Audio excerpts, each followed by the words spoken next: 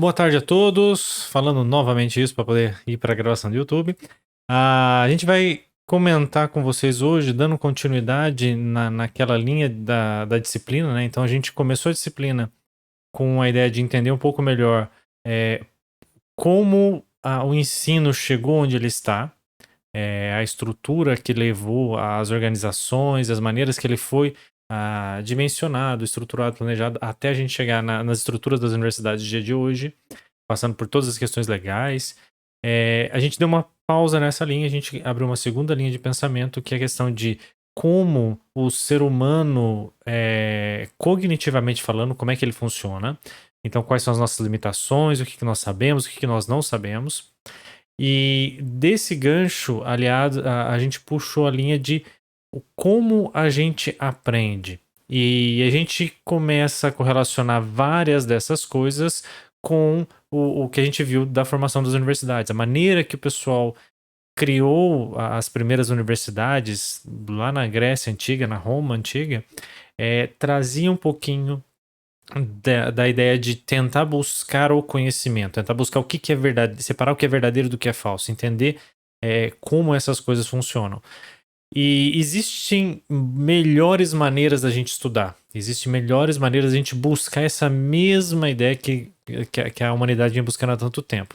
Então, o que a gente está fazendo nessa segunda parcela é apresentar algumas metodologias, algumas maneiras que nos ajudam a estudar, algumas maneiras que vão nos ajudar a, a dar continuidade, ou a começar ou dar continuidade aos nossos estudos na faculdade. E é importante a gente falar isso, e de novo, vou repetir várias coisas várias vezes, né? Mas o mais importante de entender esses passos é porque dentro de uma graduação de engenharia, a maneira que nós, professores, cobramos de vocês é muito diferente do que vocês estão acostumados. A gente não quer cobrar a decoreba, a gente não quer cobrar o que vocês decorem, que vocês simplesmente memorizem. A gente quer ir no nível acima lá da taxonomia de Bloom. A gente quer que vocês entendam o que vocês estão fazendo, que vocês consigam aplicar os conhecimentos que a gente está apresentando. E nas disciplinas do segundo ano para frente, a gente já começa inclusive a pedir que vocês avaliem, analisem o que vocês estão resolvendo. Então não é simplesmente resolver, mas analisar dentre as opções que eu tenho para resolver aquilo, qual delas é melhor. Então isso demanda uma não somente conhecimento, mas uma capacidade cognitiva maior. E a gente tem que começar a treinar essas atividades, essas habilidades. A parte boa é que, mirando nesse conjunto mais alto de capacidade cognitiva, a gente consegue memorizar melhor, a gente consegue aprender melhor e às vezes até de maneiras mais eficientes, que é um pouquinho do que a gente está comentando nessas últimas, acho que 2 ou 3 aulas. Então, a revisãozinha da aula passada, se a gente pudesse empacotar, né, algumas maneiras ou algumas boas práticas para a gente começar a organizar os nossos estudos, e muito mais agora que a gente está num ambiente à distância, o estudo à distância é muito mais difícil, tá? Então demanda um trabalho nosso muito maior. Então, primeiro pacotão de informação do resumo do que a gente teve da aula passada, né? A primeira coisa que é interessante é montar uma agenda semanal. E desde a aula passada a gente está entrando em metodologias bem práticas, tá? A gente tô apresentando aqui para vocês, saindo um pouquinho da teoria, entrando muito mais em como fazer no dia a dia. Para quem entrou no curso depois, volta, dá uma lida, porque aquela teoria embasa um pouco das coisas que a gente está comentando aqui. Mas vamos lá. Então, a primeira coisa é montar uma agenda semanal. Vocês já têm essa agenda, que é basicamente as aulas que vocês têm aqui na graduação, na universidade. E além dessas aulas que vocês têm na graduação, vocês têm outras atividades. Então é importante começar por aí. Quais dessas outras atividades vocês vão fazer? Então, montem na sua agenda os horários que vocês vão ter de atividade de lazer. Que momento que você vai, sei lá, tocar violão? Que momento que você vai assistir filme? Que você vai ficar vendo coisa no YouTube? Que momento que você vai jogar alguma coisa com seus amigos online? monte os horários de atividades, porque isso ajuda vocês a manterem a agenda. Montar uma agenda cheia de coisa, vou estudar isso de manhã e depois isso, depois isso, depois isso. Muita coisa na sua agenda, provavelmente você vai acabar desistindo de fazer aquilo, porque é difícil sair do zero e chegar numa estrutura muito pesada. O ser humano não é acostumado a mudanças tão bruscas. Então comece com os horários que vocês têm das aulas. Rodem 1 semana, 2 semanas. As aulas que vocês perceberem que vocês precisam de um tempo extra para estudar, vai lá e reserva um horário. A partir de agora eu vou começar a estudar também neste outro horário. Não reserva 3, 4 horas por disciplina, tá? Utilize algumas técnicas de estudo, né? A primeira, e justamente essa questão das horas, é a técnica do Pomodoro. Qual que é a ideia da técnica do Pomodoro? Você vai ter um relógio, né? Você vai ter um reloginho aqui, e esse relógio vai disparar de 25 em 25 minutos. Você vai estudar 25 minutos e depois disso você vai dar uma pausa, tá? Vai fazer qualquer outra coisa, depois você volta, mais 25 minutos de estudo, não necessariamente na mesma aula, não necessariamente do mesmo tema. Então você pode falar assim, de manhã eu vou, 25 minutos de estudo de lógica, depois 25 minutos de estudo de eletrônica analógica. No outro dia é 25 minutos de estudo de métodos de aprendizagem e 25 minutos de cálculo. E tá bom, comecem a ver se com isso vocês conseguem acompanhar mais ou menos o conteúdo, se com isso vocês conseguem entender e funcionar, e aquilo que vocês precisarem de mais, vocês vão colocando um pouquinho a mais, tá? Como a gente tem basicamente 5 disciplinas, a minha recomendação seria 25 minutos, um bloco um Pomodoro para cada disciplina. E tá de bom tamanho. À medida que vocês forem precisar de mais ou menos, coloca. Lista de exercício conta como tempo de estudo? Sim, é uma coisa que você tem que fazer. Mas é importante a gente pensar há 3 aulas atrás aquela questão da prática deliberada, tá joia? Como é que a lista de estudo ela é importante, ela é mais ativa, a gente vai comentar um pouquinho disso hoje na aula, né? Mas cuidado para não fazer mecanicamente os exercícios. Então, você vai fazer um determinado conjunto de exercícios, tenta dar uma lida transversal, lê de cima a baixo todos os exercícios que o professor pediu, dá uma olhada geral na lista e você fala assim, tá, o que o professor está querendo que eu aprenda com esses exercícios? Então, se você começar a olhar o jeitão do exercício, se você começar a olhar a maneira que os termos, as palavras que o professor escreveu para o enunciado, você gasta 2 minutos, tá? Dando uma geral. E coloque essa dúvida, olha, o que o professor quer que eu aprenda com essa lista? Não é resolver o exercício. Essa é a diferença do que quando a gente fala e a dificuldade que a gente tem para entender como é que o curso de engenharia funciona, né? A gente não dá lista de exercício querendo que vocês aprendam a resolver aqueles exercícios. Porque na prova vão cair outros completamente diferentes. O que a gente quer que vocês aprendam? Que vocês tenham uma lista de exercícios ou de conteúdos que são diferentes da sala de aula e que vocês consigam transpor o conhecimento que vocês tinham da aula para a lista, para o horário de serviço, horário de estudo. Se você conseguiu transferir da aula para o seu estudo, você vai conseguir transferir do seu estudo para a prova. Tá? É a piada que eu comentei desde o primeiro semestre, né, da primeira aula. Professor, caiu um exercício muito difícil na prova. Não, mas como assim difícil? Era igualzinho da lista, igualzinho da aula. Mas você pediu com X, na aula você só ensinou com Y. Então, assim, vocês conhecem alguém que é desse jeito, né? O que caiu nessa mesma questão. Mas qual que é a ideia? A gente tem que entender o conceito daquele tipo de exercício, o conceito que aquilo está pedindo da gente, e aí com aquele conceito a gente resolveu o problema que é diferente, que a gente nunca viu. Então, um pouquinho cuidado, porque só fazer lista de exercício mecanicamente não. Ela te ajuda, óbvio, você vai aprender, mas não é tão eficiente. Para um pouquinho e tenta entender o que eu estou aprendendo com essa lista. Faça essa reflexão. Então, mesmo assim, você vai fazer lista?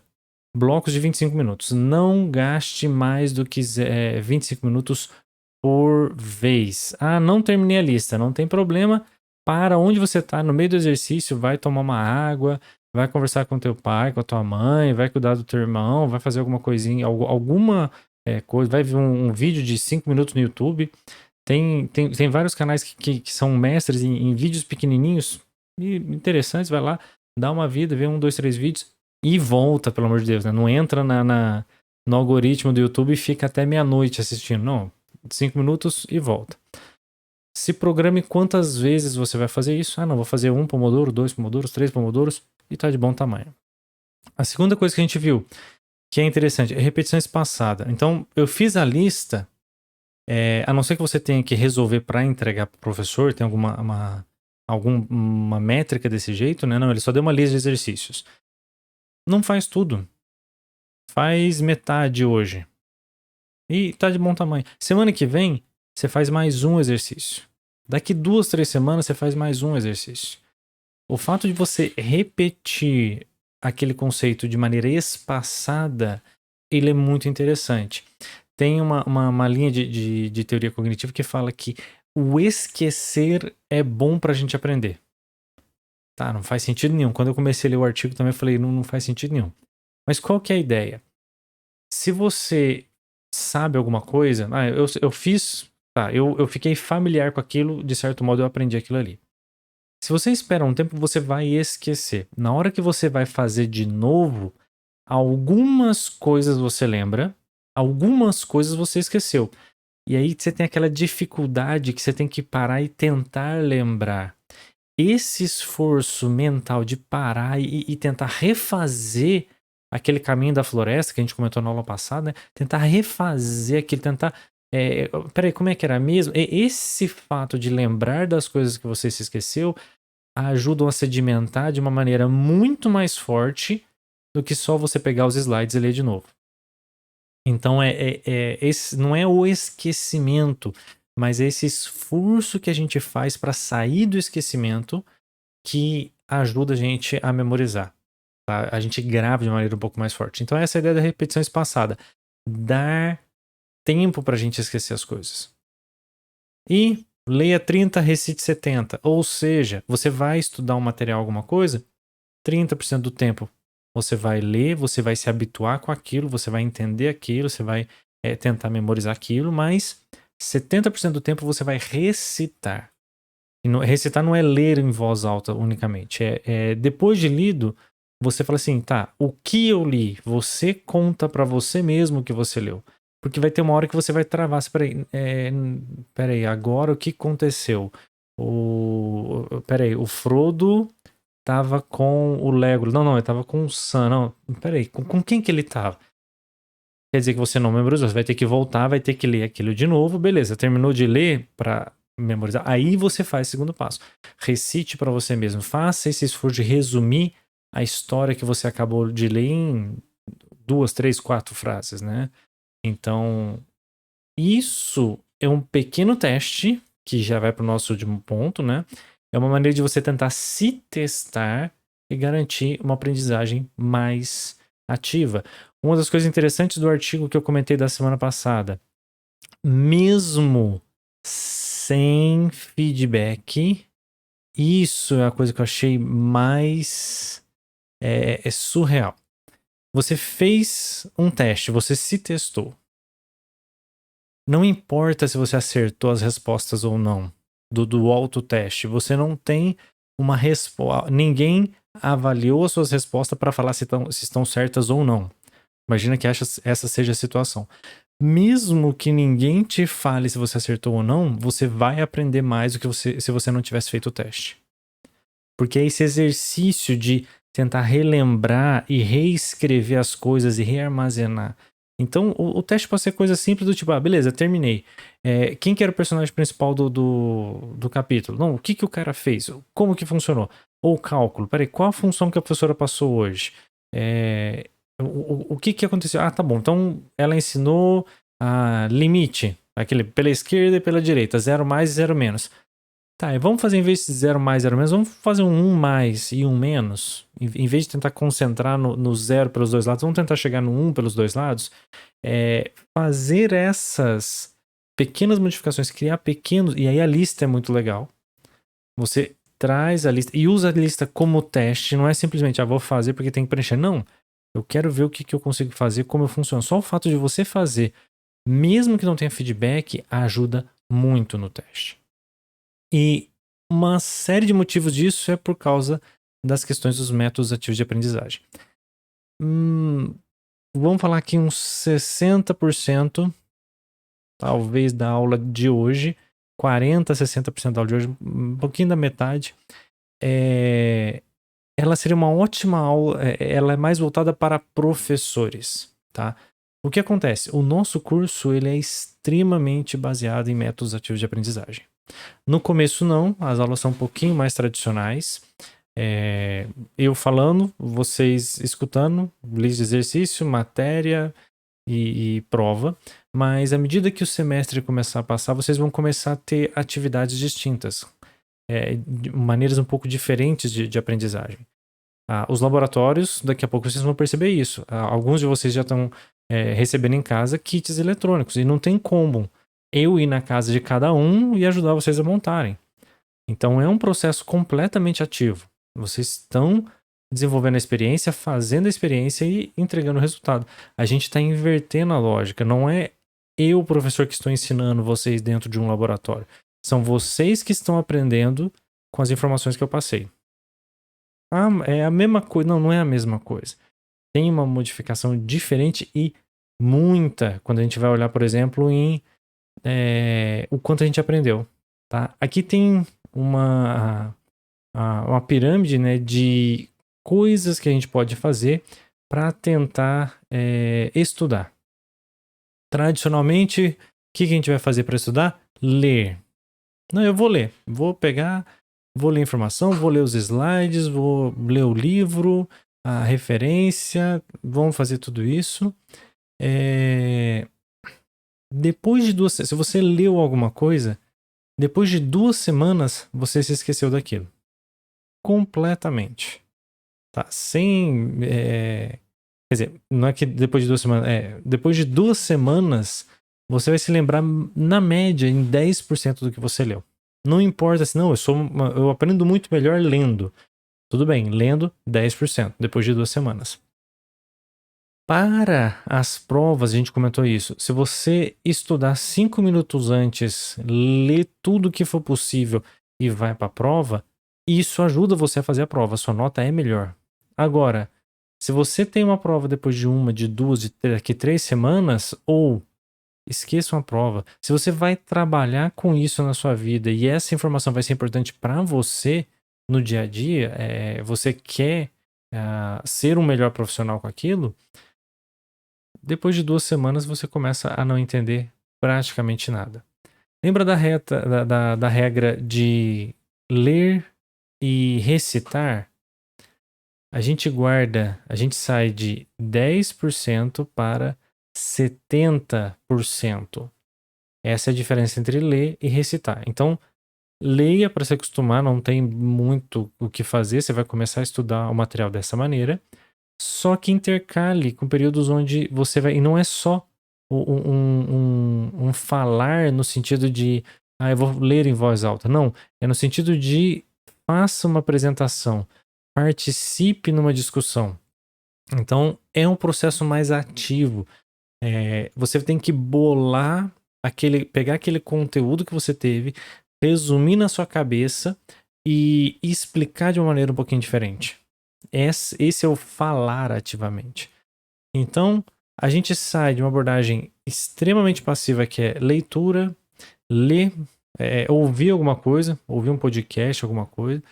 Audiovisual aumenta pra gente bastante. Então, se você for assistir um vídeo, se você vê uma exibição de arte, vê uma demonstração, você vai ver alguma coisa sendo feita, isso é muito bom.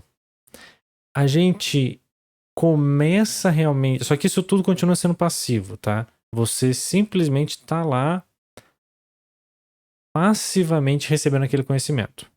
Se a gente migra, e esse é o objetivo da grade, por exemplo, que a gente tem no curso, é migrar de uma abordagem passiva para uma abordagem ativa.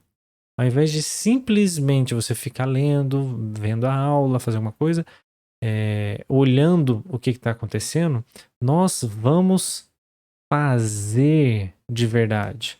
Então os kits estão aí com vocês nas casas de vocês, o kit de eletrônica, kit de eletrônica analógica, de eletrônica digital. Vocês vão pôr a mão na massa e fazer. É a melhor maneira de se aprender.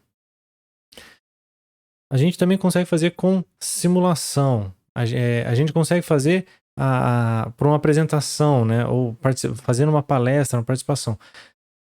O importante é a gente criar uma maneira de sair de uma abordagem passiva para uma abordagem ativa.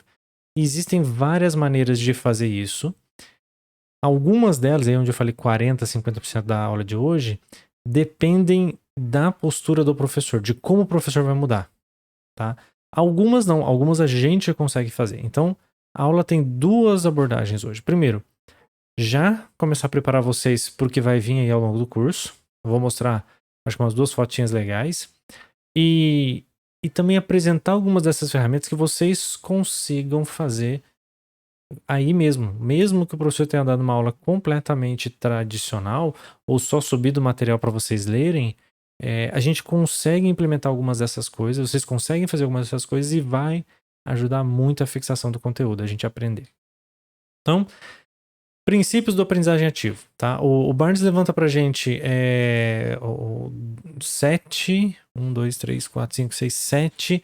princípios de como a gente tem que trabalhar com isso, né? E se a gente for perceber, que é uma coisa que o pessoal comenta muito, isso tá, de certo modo, relacionado ao objetivo, ao sentido que a gente dá pro aprendizado. Então, para um aprendizado ser ativo, ele tem que ser proposital. Ou seja, ele tem que ter um propósito. Então não adianta eu chegar para vocês e dizer, ó, hoje a gente vai aprender uma coisa muito importante. O que é? Calcular a derivada de x. Isso não tem propósito nenhum. É diferente se falar assim, ó, hoje a gente vai aprender a calcular a derivada de x, que é muito importante. Por quê?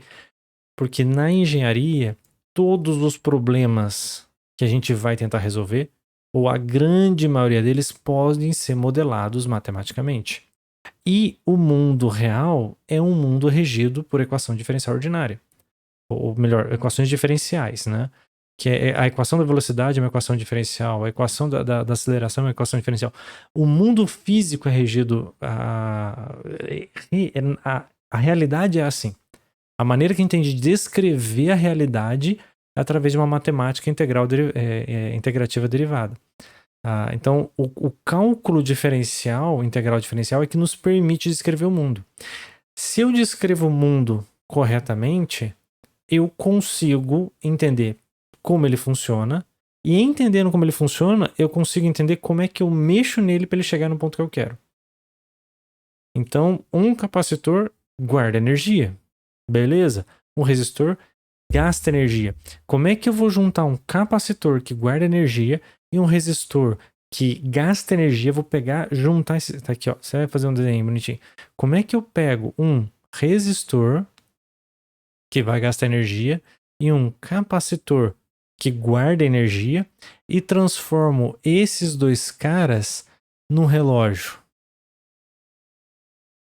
É exatamente isso. Tem como eu pegar esses dois caras e transformar num relógio com uma base de tempo confiável, para eu fazer realmente qualquer contagem de tempo. Como é que eu faço isso? Primeiro, eu tenho que entender como é que eles funcionam, por si só já são equações diferenciais. Para entender como é que as equações diferenciais funcionam, eu preciso entender o cálculo diferencial integral, e aí sim a gente consegue evoluir na escala do conhecimento. Então, tem que ter propósito, a gente tem que saber para que aquilo serve. O aprendizagem ativo, a aprendizagem ativa também tem que ser reflexiva. De certo modo, vocês têm que parar para pensar o porquê que vocês estão fazendo aquilo. Qual que é o significado daquilo que vocês estão aprendendo. Tem que ser negociado, ou seja, vocês... a gente tem que ter uma certa margem para a gente conseguir definir o que vocês querem e a gente tentar modificar um pouquinho para que vocês consigam chegar naquele objetivo de vocês. Ele tem que ser crítico, então a gente tem que ser crítico no sentido de né, não de criticar, mas no sentido de criticar. Eu não lembro a palavra melhor, mas no sentido de sim, você conseguir ser crítico para diferenciar as coisas. O que é bom, o que não é bom, tá? Tem que ser complexo. Se a gente colocar coisa muito simples para fazer, aquilo não parece que vai servir no mundo real. Então eu tenho que dar a noção da complexidade das coisas para melhorar essa questão, né, do aprendizagem ativo. Tem que ser situacional, ou seja, eu tenho que entender a situação que a gente está, o contexto onde nós vivemos, o que a gente está fazendo, para a gente conseguir estabelecer até onde a gente vai chegar, e tem que ser comprometido. Comprometido principalmente com as coisas que a gente tem no mundo real. Então, como é que aquilo vai ser aplicado no mundo real? Como é que aquilo vai gerar alguma modificação? Então, esses são alguns princípios, de maneira geral, da aprendizagem ativa que suportam um pouco das teorias e das coisas que eu vou comentar com vocês. Que ambiente que a gente precisa usar para ter, né, uma aprendizagem ativa? Seria muito bom se a gente tivesse um espaço dedicado, colaborativo, para a gente poder fazer todas essas atividades. Deixa eu só ver aqui. Cadê?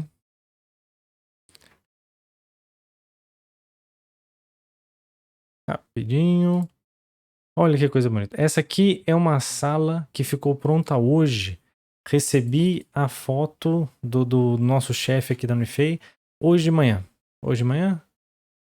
Então, tô mentindo para vocês. Ontem de tarde.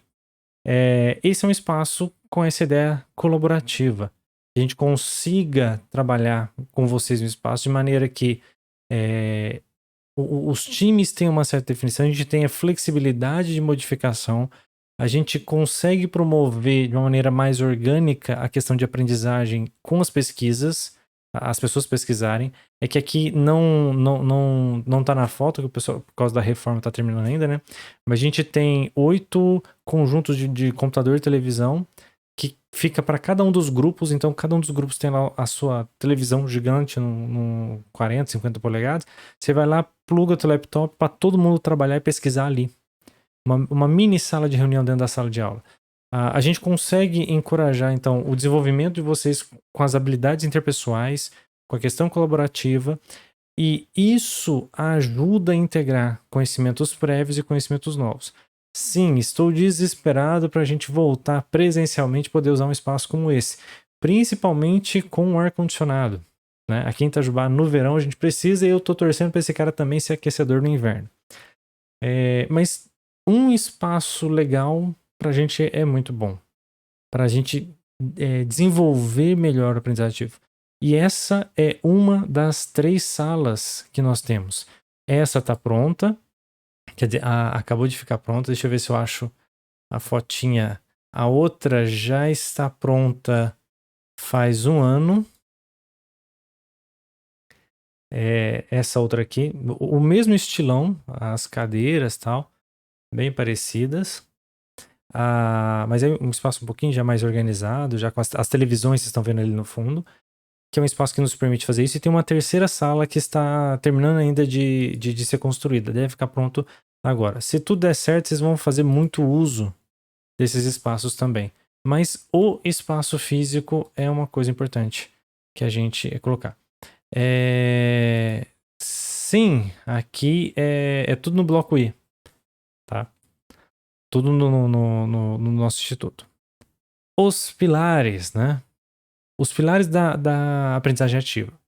São 2 grandes pilares. Eu preciso que as atividades nos ajudem a pensar e refletir e que nós também consigamos associar as informações. Por isso que a gente fala que uma aula normal, igual eu estou fazendo com vocês agora, a não ser que eu mostro uma figura, conto a piada, faço uma pergunta, é difícil vocês pararem para pensar e refletir. Você simplesmente está absorvendo aquele conteúdo. É preciso absorver o conteúdo, é preciso memorizar, então não é que é inútil ou que não precisa, não, isso é fundamental, eu preciso absorver, eu preciso memorizar aquilo, senão a gente não consegue ir para as outras atividades. Mas é importante a gente tentar refletir do o que, para que, o como. E nessa reflexão, a gente sair também dessa questão da reflexão e começar assim, tá, como é que eu associo isso? Se o que o professor está me falando é verdade, então quer dizer que em tal ocasião eu agi de maneira errada.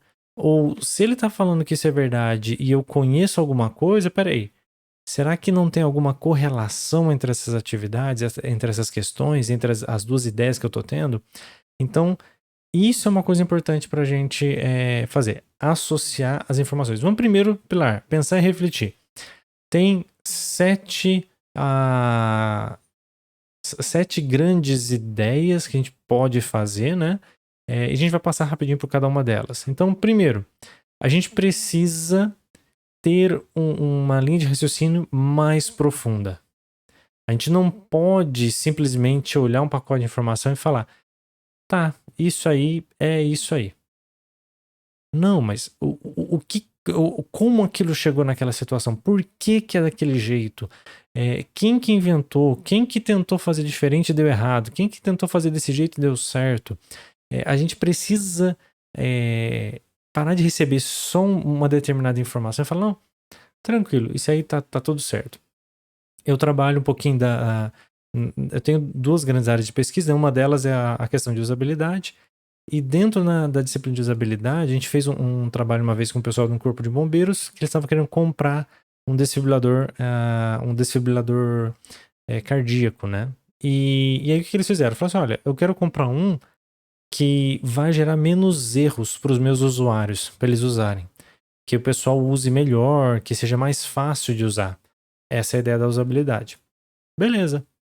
Vamos fazer o teste. Eles trouxeram os modelos, a gente foi fazer um teste com eles. A gente fez um teste simulado, depois a gente chegou e perguntou para todo mundo. E aí? Qual que você gostou mais? Tinha o modelo A e o modelo B. Aí o pessoal, não, o B é muito melhor. Nossa, é muito mais fácil de usar, muito mais tranquilo, muito de boa, gostei. Disparado, o modelo B, o pessoal achou que era muito mais fácil fazer as atividades.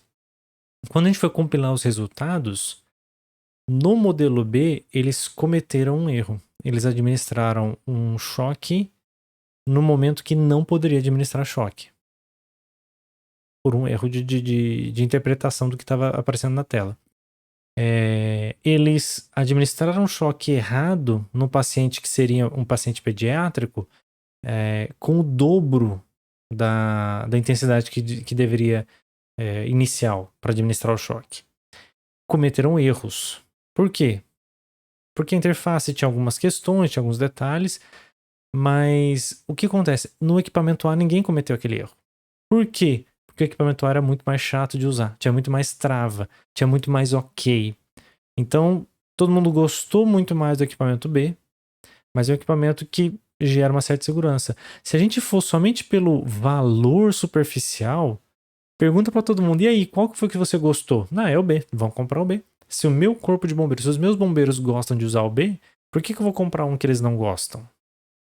Então a gente tem que parar um pouquinho e tentar aprofundar, tá? Não é tudo que tem um significado escondido, não é isso. Mas entender a relação daquelas coisas. O segundo ponto é a gente usar um nível de dificuldade desejável. Se a gente tem uma atividade que é muito fácil, ninguém aprende nada. É igual você, sei lá, você vai para academia, vai fazer um exercício. Ah, beleza, vamos fazer agachamento. Quantos quilos que você vai pôr? Nada. Sem barra. Sem nada.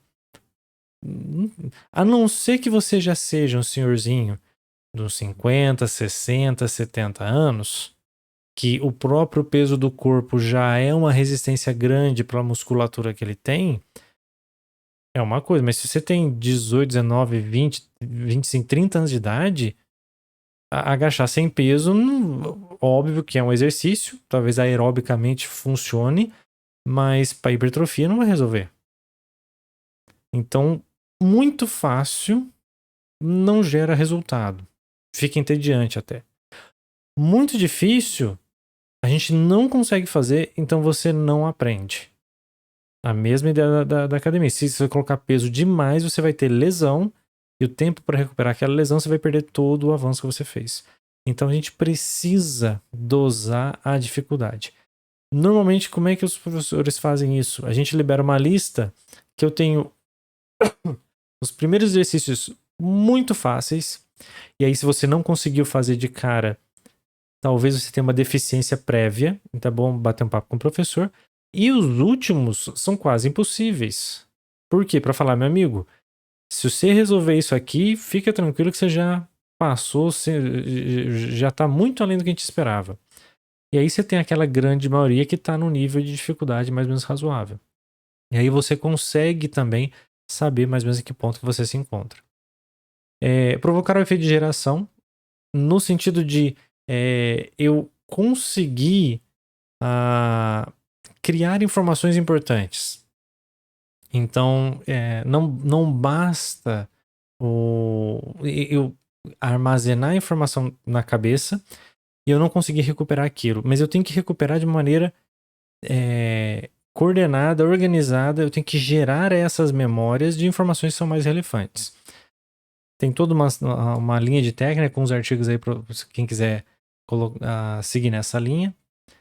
Envolver na prática deliberada. Esse aqui a gente comentou bastante, porque eu acho que é o que mais está na margem a acesso de vocês. Primeiro, toda vez que vocês forem praticar alguma coisa, eu vou fazer uma lista de exercício, vou ler um livro. Ao invés de simplesmente ler, ao invés de simplesmente fazer, vamos fazer uma prática deliberada. Vamos fazer aquilo e tentar ter algum feedback. Perguntar para um colega, e aí, você fez? Fiz. Como você fez? Não é a resposta. Quanto é que deu? Deu 30. Ah, meu, deu 30 também. Beleza. Se você tem 2 alunos que fizeram o exercício e a resposta do X deu 30 para os 2 e a resposta correta é 30 para os 2, se os 2 forem dormir felizes, vocês perderam uma oportunidade fantástica de dobrar o conhecimento de vocês. Porque é bem possível que cada um de vocês tenha feito um pouquinho diferente. E aí, conhecer mais uma maneira de resolver o mesmo exercício te abre mais um caminho naquela rodovia entre o ponto A e o ponto B. É um caminho acessório, um caminho, uma segunda opção de caminho. De modo que na prova ou na vida real, se o caminho principal não está te levando, você fala, peraí, mas tem um desvio que eu posso tentar resolver. Então, mesmo que a gente tenha os resultados corretos, é interessante a gente comparar e saber como foi o caminho que aquela pessoa fez. E aí a gente vai ter feedback do nosso processo. Aprender com os erros é muito bom. Não ter medo de errar, faz e vamos ver o que acontece. Na junção, isso aqui é mais para os professores, a gente conseguir misturar problemas de tipos diferentes. Então, eu não vou te dar um problema só de circuitos. Eu não vou te dar um problema só de eletrônica. Eu não vou te dar um problema só de lógica. Eu vou juntar tudo isso num pacote, você tem que resolver o pacote. E aí você vai precisar usar conceitos das 3 áreas. Isso é muito interessante. A gente fez isso, por exemplo, com a disciplina que vocês estão fazendo agora de eletrônica analógica. Na verdade, a disciplina é eletrônica analógica e circuitos, ou circuitos e eletrônica analógica, eu me esqueci o nome. Ao invés de ter uma disciplina exclusiva de circuitos, onde você vai aprender a resolver circuitos, e depois você vai pegar a eletrônica e resolver a eletrônica usando aqueles circuitos, a gente falou assim, peraí, se eu combinar as duas coisas, eu tenho problemas de áreas distintas que são complementares, mas eu dou propósito para a disciplina de circuito, porque o propósito dela é conseguir resolver analógica, e a analógica eu consigo dar exercícios que vão exercitar as duas coisas, tanto os detalhes de circuito quanto os detalhes de eletrônica em si. Então isso depende um pouco mais do professor, mas é uma técnica bem interessante para a gente fazer. Induzir codificação dupla, a gente comentou rapidinho. Se você tem a mesma informação apresentada de 2 maneiras, é muito mais fácil você armazenar aquela informação. Então, sempre que possível, usar texto e imagens ao mesmo tempo. Evocar emoção, a gente grava fantasticamente as coisas que acontecem quando a gente atrela aquilo em algumas emoções. Então, tem momentos da nossa vida que a gente lembra exatamente o que estava acontecendo, porque algum evento emocional, alegria, tristeza, pavor, felicidade, alguma coisa emotiva nos ajudou a gravar aquele tipo de coisa. Isso é difícil fazer e não dá para eu chegar aqui e dar uma... Hoje eu vou fazer um stand-up comedy sobre, sei lá, transistores a pequeno sinal, né? O que um transistor diz pro outro? Não, tem coisa que não dá para fazer isso. Ou vou contar um drama da lógica, né? Sobre as regras de inferência. Não é tão fácil fazer isso, mas a gente consegue criar algumas estruturas, a gente vai comentar um pouquinho para frente, mas é bom a gente estar ciente disso. E como eu comentei, um pouco dessa aula é virado um pouquinho para os professores, porque provavelmente vocês vão ser professores. Não talvez professores formais de uma faculdade, universidade ou de uma escola, mas vocês vão ter que ensinar, e isso é um pouco da natureza do engenheiro. Vocês vão ter que ensinar as pessoas a usarem, a rodarem os dispositivos que vocês vão fazer. Vocês vão ter que ensinar a tua equipe uma tecnologia nova que você desenvolveu, que você aprendeu no congresso e está trazendo para a empresa. Então, o ensino faz parte do processo. Então é interessante a gente parar para pensar um pouquinho disso. Faz parte do papel do engenheiro passar informação. Se você conseguir fazer isso melhor, todo mundo ganha. Então, vale a pena a gente descobrir alguns truques do outro lado da sala também. Segundo grande pilar, associar. Como é que a gente associa informações diferentes? Aqui tem 9 opções, 9 maneiras que a gente consegue organizar. A Jussara está perguntando se a gente teve alguma coisa. Infelizmente, este ano não. A gente teve em 2019 para os professores, nem todos participaram. Mas sempre tem algum evento sendo organizado.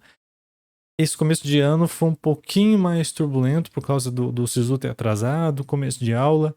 Então, não estou sabendo que tem alguma coisa não, mas a gente gostaria muito de conseguir passar isso sim.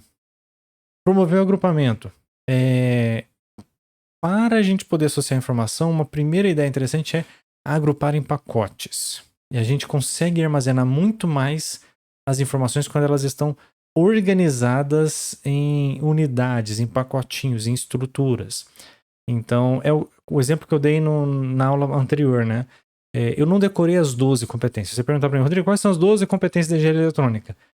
Eu não consigo falar para você. Eu falo assim, peraí, tem 4 grupos. Eu sei que tem as competências técnicas, eu sei que eu tenho as competências pessoais, as interpessoais e as de engenharia.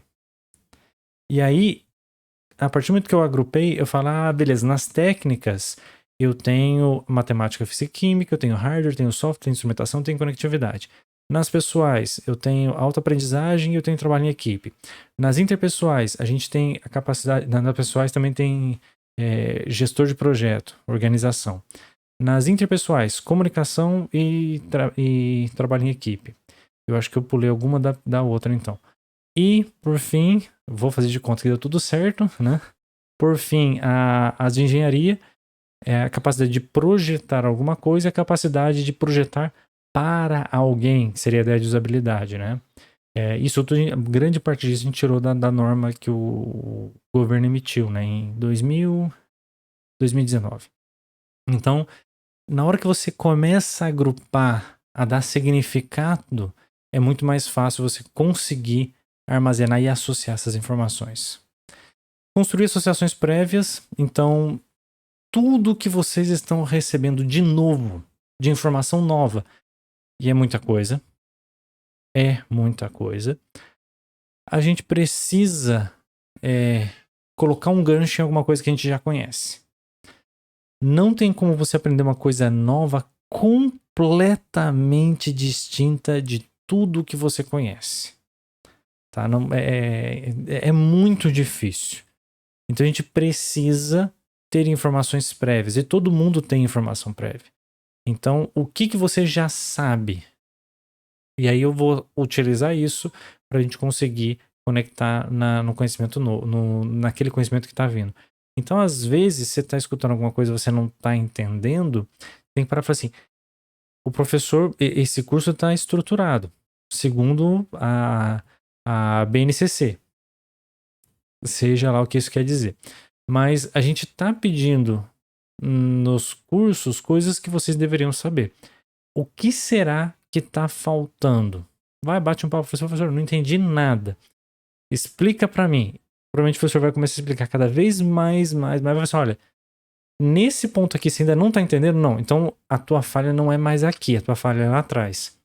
A maioria dos professores são gente boa e fala assim, pera, então vamos descobrir onde é que tá o buraco. Você vai continuar pesquisando, vai chegar uma hora e falar assim, olha, é essa informação aqui que estava faltando. Porque, exemplo de cálculo, até soma e subtração você sabe. Multiplicação você não descobriu. Não tem como aprender logaritmo. A gente sabe a peça que está faltando pela questão de associação prévia. Eu preciso garantir isso para a gente conseguir continuar o processo de aprendizagem. Apresentar primeiro os fundamentos. Então, sempre que você for apresentar alguma coisa nova, você fala assim, olha, o principal é isso. Esse é o pacote principal. Se a gente imaginar todas as aulas que eu estou passando para vocês até agora, quais são os fundamentos mais importantes que a gente passou? Primeiro, aprendizagem é um processo. Não tem gene mágico. Eu nasci com um dom de aprender. Não existe isso. Aprendizagem é um processo.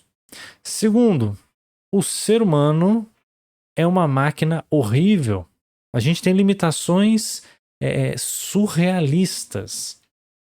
Então, nós precisamos de entender as nossas limitações e falar assim, qual que é o melhor que eu consigo fazer não estressando, porque qualquer máquina que eu estressar eu vou ter problema. E aí, começa a sair todas as outras coisas.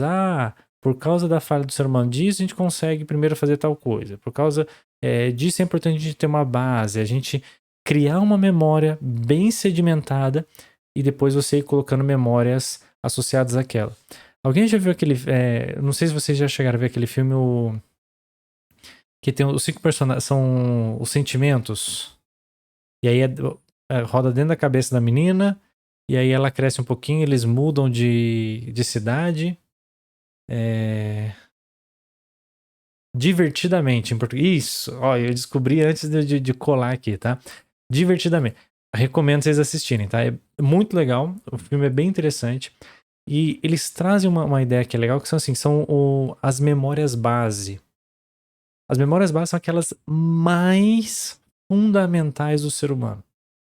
E cada um tem uma experiência própria.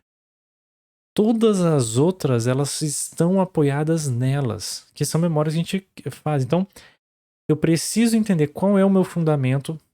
Se você sacar o que é importante, o núcleo daquilo que o professor está tentando te explicar, se você entender aquele conceito, o resto é acessório. Rapidamente você consegue colocar em volta daquilo ali. Então, no momento que você estiver assistindo, fala assim, tô perdido. Não tenho absolutamente informação nenhuma do que está acontecendo. Para, relaxa, respira e fala assim, tá, o que ele está tentando me explicar? Não o conteúdo, mas comece a olhar para o professor. O que ele está dando a importância? Tem algumas coisas que ele sempre volta e enfatiza, e repete, seja pela quantidade de vezes que aparece no slide, seja pela ênfase, seja pela cara que ele faz. Preste atenção nisso. E aí você começa talvez tentar entender o contexto daquilo. Eles falam, então tá. Essa é a coisa que ele tá falando. Eu não sei o que é isso, por isso que eu tô perdido. Vai lá, ainda mais agora no computador, né? Alt Tab, Wikipedia, digita aquilo que você descobriu e tenta entender aquele ponto. O resto começa a vir mais naturalmente. 2.4. A gente tem que ter exemplos dentro da mesma ideia e de preferência em vários contextos. Quanto mais diferentes os exemplos, quanto mais situações diferentes, mais forte a gente consegue sedimentar a ideia base. Basear em princípios, a gente tem que tentar explicitamente explicar as definições que a gente está utilizando. A gente, de maneira mais clara, aquilo que é o núcleo da ideia.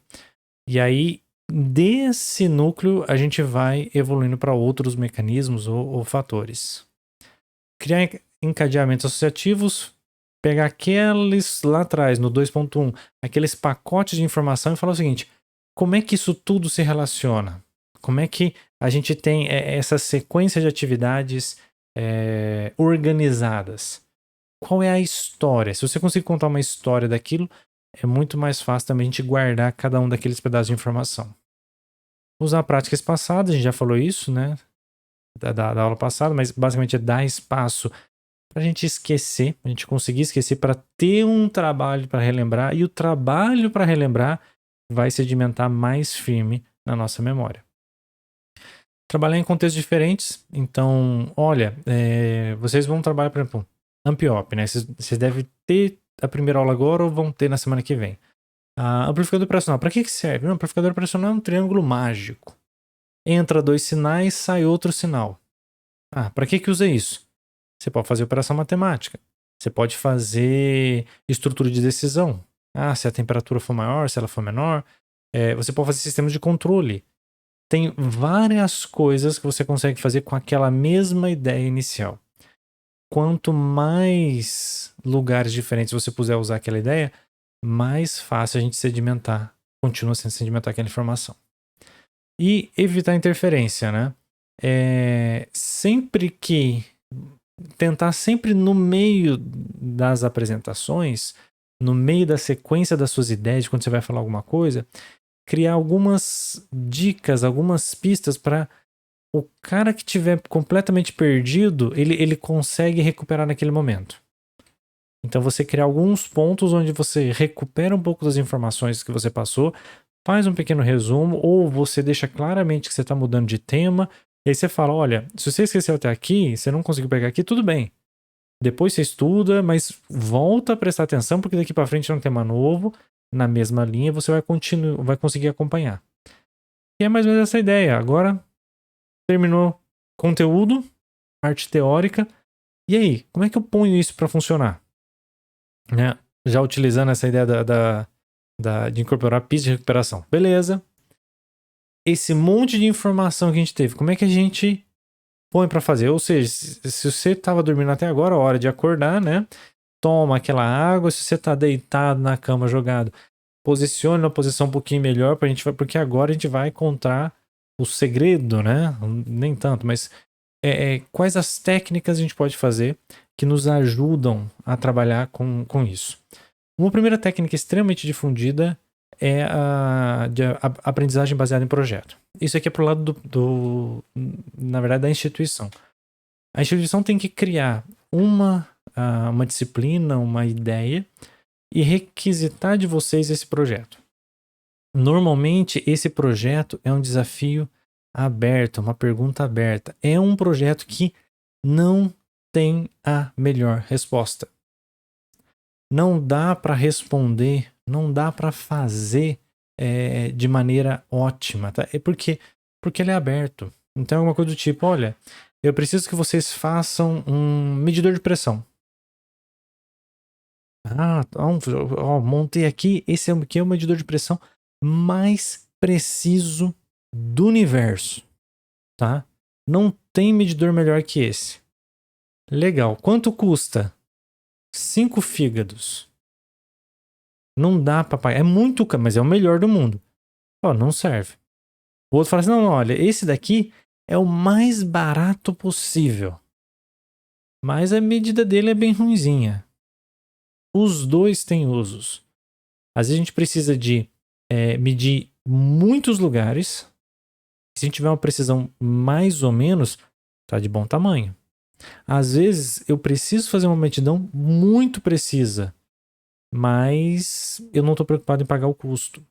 Então, a ideia dos projetos é que eles são abertos, no sentido de que existem margens para trabalhar. Você pode resolver de um lado, você pode resolver de outro. Redundância. Meu equipamento ele não é tão caro, ele tem uma medida razoável, mas ele nunca trava. Por quê? Porque essa situação é uma situação que trava muito. por exemplo, congelar o tubo de Pitot. Digita isso no Google, você vai descobrir que é um dos motivos da queda eu acho que do avião. Eu me esqueci agora de qual empresa, que estava fazendo Brasil-França, se eu não me engano. Ele caiu porque congelou o tubo de Pitot, a medida de pressão estava errada e o avião achou que estava mais baixo do que ele estava de verdade. O piloto automático tentou fazer uma manobra, o aviãozinho caiu. Essa é a resolução. O que eles fizeram? Vão colocar uma resistência dentro do tubo de Pitot. Resolveu o problema? Sim, mas agora você gasta energia porque você tem que manter aquilo aquecido. Vale a pena? Vale. Então, os projetos de PBL, normalmente ele tem essa cara mais aberta, né? Então, primeiro, ele é um desafio aberto. Ele não tem uma única solução. Segunda coisa muito interessante. Ele cria a necessidade. Então, não sou eu que vou virar para você e falar assim, olha, você tem que saber A, B, C e D. Não. Eu falo, você tem que fazer X. Aí você vai dizer, mas professor, para saber X, para fazer X, eu tenho que saber A, B, C e D. Ótimo! Como é que você vai fazer isso? Se vira. Vocês não são mais criança. Investiga, pesquisa, trabalha. Então, as disciplinas que têm uma pegada de PBL maior, normalmente o pessoal acha um pouco estranho no começo. Por quê? Porque a gente não passa tanto conteúdo. A gente espera que vocês façam conteúdo. Aprendam. Ah, mas então eu vou aprender o mínimo para poder passar, né? Sem problema. O mínimo para resolver o problema, o mínimo para fazer aquele produto funcionar é o que eu quero que você aprenda naquela disciplina. Então a gente montou um problema complexo o suficiente que a barra mínima dele vai ser o que a gente quer que você faça. Então vocês não estão me enganando e eu não estou enganando vocês. Mas vocês saem dali com um propósito. Vocês saem ali com uma estrutura diferente. E para isso, como ele é um desafio aberto, uma pergunta aberta, vocês têm que falar, tá, o que eu vou fazer? Eu vou privilegiar precisão ou custo? Opa. Como é que eu resolvo? Resolução de problemas. Como é que eu resolvo isso? Pessoal, vira e mexe, os produtos saem tudo errado. Raríssimo o pessoal consegue fazer de primeira.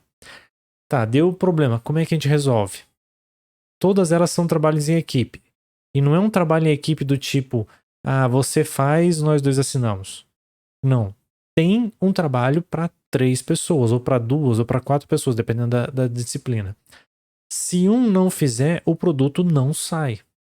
Por quê? Porque a régua é alta. E vocês precisam colaborar entre si e também tem que comunicar entre si. Então é uma disciplina bem pesada nesse sentido. Por outro lado, você tem liberdade de escolha. Há vários pontos a gente permite, na disciplina de projeto, que vocês definam o que vocês querem fazer. Não quero fazer desse jeito. Professor, não posso fazer de outro jeito? Pode. Vai funcionar? Aí o professor que tem um conhecimento um pouquinho maior vai falar assim, olha, vai funcionar. Pode ser mais difícil, pode ser mais fácil, mas se você quiser fazer, pode fazer.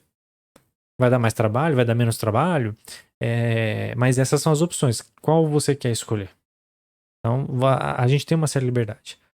Um ponto importante é incorporar feedback e revisão. Por quê? Porque o produto não vai funcionar se você não ficar constantemente recebendo informação do professor do que deu errado e corrigir aquele produto, né?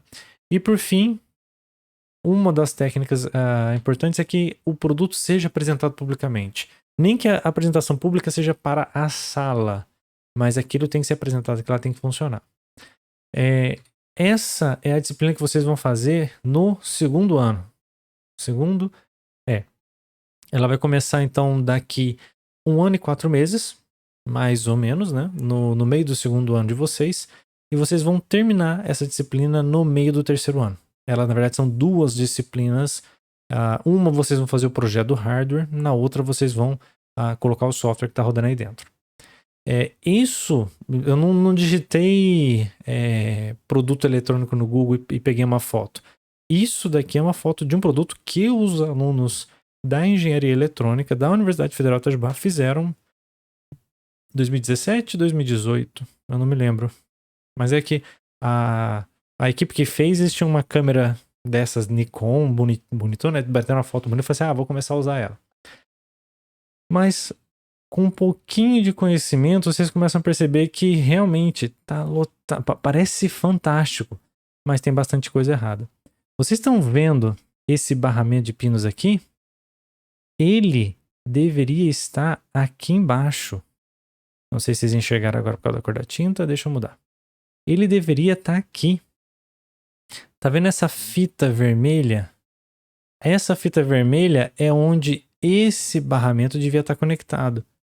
Só que percebe que se eu pegar, tirar esse cara, inverter e colocar ali, o texto vai ficar de ponta cabeça. O pessoal descobriu que o texto estava do lado errado. Eles colocaram o desenho errado do componente. O que eles fizeram? Pegaram cada um dos 16 fiozinhos, passaram aqui por baixo e foram ligando lá em cima. Eu acho que não vai dar pra ver, com certeza. Mas tá vendo aqui que tem... Parece... Entre esses dois L's que eu... Opa! Entre esses dois L's tem um verde. Um fiozinho verde. Agora eu vou passar por cima dele, tá? É esse aqui, ó. Opa! É esse aqui. É que tá desfocado. Esse fio verde não era pra ter. Só que ele precisava ligar daqui pra cá e esqueceram. O que eles fizeram? Pegaram um fio e ligaram por fora. Se vocês olharem aqui embaixo, esses quadradinhos de solda estão parecendo mais uma bolinha. Tem solda demais. Não foi muito bem soldado. Mas o que acontece? O produto funciona. E para arrumar todos esses erros que eu estou mostrando para vocês, é o momento onde os alunos mais aprenderam. Então é corrigir os erros que naturalmente acontecem, é o momento onde a gente mais tem a capacidade de aprender. Então, uma primeira metodologia é a Project Based Learning, que a gente usa bastante no curso. A partir do ano que vem, até o final do curso, vocês vão ter uma disciplina de PBL todo semestre. São 8 disciplinas exclusivamente baseadas em PBL. Na verdade, 5 exclusivamente baseadas em PBL e uma é meio a meio. Mas, cenas do próximo capítulo. Segunda metodologia, Peer Instruction. Quem fez isso, quem promove isso é o Eric Mazur. Tem várias diferenças, essa é a do Eric, né? Qual que é a ideia? Você apresenta a ideia central, faz uma pergunta para saber se o pessoal está entendendo, deixa todo mundo pensar, e aí você pega as respostas, anota o resultado e vê se o pessoal acertou ou não. Se não acertou, se a quantidade de acerto é mais baixa, você ainda não deu a resposta. O que você faz? Distribui o pessoal em pares, essa ideia de peer, né? Distribui o pessoal em pares ou em pequenos grupos e dá um tempo para eles conversarem entre si, os alunos. Na hora que o grupo... E aí você tem uma resposta do grupo. Então você tem a resposta antes das individuais e você tem a resposta em grupo. O que ele faz, ele não dá nota na resposta individual, ele só dá nota na resposta do grupo. E ele falou assim, ó, normalmente aumenta. E aumenta muito a nota. Aí você fala, é óbvio, né? Claro que vai aumentar. Você tá deixando eu fazer o trabalho em grupo. Antes eu tava fazendo sozinho, agora você tá fazendo em grupo, né? Só para terminar, então, se a resposta for alta, né? Se você tiver uma taxa alta de resposta, você nem passa para essa etapa de grupo, né? Você já vai para o próximo tema. Se não, você vai para o próximo grupo. Depois que você teve a resposta do grupo, é que aí que você... você explica a resposta. Então, só depois que todo mundo já explicou, que eles votaram como um grupo também, que aí você vai explicar a resposta. A ideia é que, na hora que você vai nesses pequenos grupos, um aluno serve de professor para outro aluno. E aí você fala assim, mas é óbvio, e o que aconteceu? Esse cara começou a fazer a disciplina de física desse jeito, as notas dos alunos começaram a crescer, todo mundo começou a passar e falou assim, nossa, vamos fazer com aquele professor, porque é mais fácil, né? Todo mundo queria fazer com ele. E os colegas desse cara, do Eric, Fala assim, não, isso é absurdo, você tá deixando o povo fazer em grupo, e o que você tá fazendo é que os caras bons estão respondendo pra todo mundo e tá todo mundo passando. Aí ele virou e falou assim, então vamos fazer um teste. Vamos pegar, e isso ele fez há uns 10 anos atrás, uns 15 anos atrás. Ele pegou um grupo de alunos, quer dizer, ele pegou uma turma, falou, então esse ano a gente vai fazer um teste. Você vai dar a sua aula do jeito que você sempre deu. Normal. E eu vou dar a minha aula do jeito que eu sempre dei pra minha turma, que é desse jeito que eu desenvolvi pra minha turma. O que vai acontecer? No fim do semestre, os meus alunos vão fazer a sua prova. Eles não vão fazer a minha prova, eles vão fazer a sua prova. Tá? Só que pra gente tirar, que às vezes eu peguei uma turma de aluno melhor e tal, a gente vai aplicar como se fosse uma prova final no primeiro dia de aula. Pra gente, sem valer nada, só pra gente saber a média da sua turma, a média da minha turma, e a gente vê se melhora ou não. Lá nos Estados Unidos, as notas vão, acho que são conceitos, né? A, B, C, D. O que aconteceu? Na hora que chegou no final e eles começaram a tabelar isso, eles fizeram isso 2, 3, 4, 5 anos, essas análises. Consistentemente, os alunos que seguiam essa linha tiravam quase 1 grau acima. Que seria pra gente aqui, numa nota de 0 a 10, quase 1,5 ponto a mais. Na outra prova, qual que era a discussão? Não sei se vocês perceberam aqui que dependendo do que acontecer, eu gasto mais tempo ou eu vou pro próximo. Vai pro próximo tema. Falei assim, mas você vai chegar no final do curso, você não vai ter passado tudo. Vai estar faltando matéria. Aí falou, se a turma estiver muito devagar, vai estar faltando matéria. Mas se o cara vai passar sem saber esse tipo de coisa, é aí onde ele propôs esse teste. Resumo, praticamente todo mundo, hoje em dia, na universidade dele, das físicas, trabalham do jeito dele. Todos os professores trabalham do jeito dele. Por quê? O aluno que ensina, que normalmente é o aluno que já sabe a resposta, ele aprende muito mais. Ele fixa o conceito muito mais. Então, se ele ia tirar uma nota 9, ele vai tirar 10. Se ele tirar 7, ele vai tirar 8. Então, eu melhoro a nota do bom. Mas a nota dos caras que não são tão bons melhorava mais ainda. Por quê? Porque ele tinha uma explicação agora de um nível de linguagem de um colega dele. E aí ele se sentia mais à vontade para questionar, para perguntar, e a coisa ia andando um pouco mais suave, tá? Tem algumas questões também que, assim, ninguém é bom o tempo inteiro, ninguém é ruim o tempo inteiro. Então tinha, às vezes, um ou outro tema que, às vezes, você não tá entendendo muito bem, mas aquela aula, por algum motivo, assim, você manjou tudo. E aí você vai ser o cara que vai explicar para os seus colegas. Sedimentar aquele conhecimento na sua cabeça nesse nível de ensinar para os colegas te ajuda a entender todos os outros conceitos das outras aulas que talvez você não consiga pegar direito. Então, a instrução por pares ela é muito poderosa. Tem que tomar cuidado que o professor não tá... se você olhar e falar assim, o professor não tá trabalhando. Ele vai lá, explica e depois ele deixa a gente lá 10 minutos conversando em equipe para um ensinar o outro. Ele não quer trabalhar. Não é isso, tá? A gente tem um trabalho maior na preparação dos temas, na preparação dos testes, em como a gente vai abordar. A gente tem um trabalho de preparação um pouquinho maior. Mas funciona. E essa discussão de, essas metodologias ativas, por exemplo, eu dou essa aula de PBL. Uma das matérias de PBL eu dou a aula. Eu brinco com o pessoal que fala assim, eu não dou aula. E realmente eu não dou aula. O horário da aula... Às vezes eu falo assim, meu horário é hoje, tem 2 horas. Eu fico lá às 2 horas esperando e ninguém vem tirar dúvida. Eu tô lá pra tirar dúvida, eu não tô lá pra ensinar. Se alguém chega e fala, professor, como é que eu faço? Boa pergunta, também não sei. Mas e aí, por onde eu começo? Não, você começa aqui, por onde eu falei que é pra começar.